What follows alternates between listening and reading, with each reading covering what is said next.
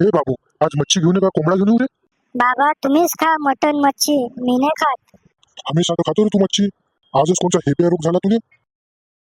बाबा मी मांस मच्छी खाल्ली तर मला नरकात जा लागन. नरकात तर तुझी सीट पहिलेच बुक झालेली आहे. कशाने? आंबे आणू का मग बाबू आंबे? मला बोलवसान का तुम्ही जेवण करायला?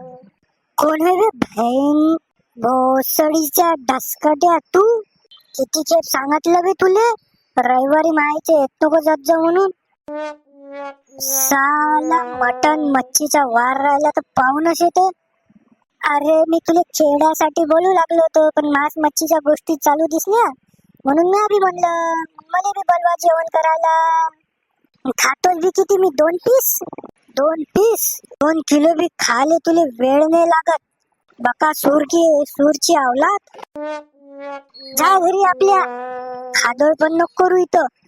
थांबे आता माझ्या बापाला सांगतो बकऱ्याचे 2 अंडे आणा म्हणतो खाले.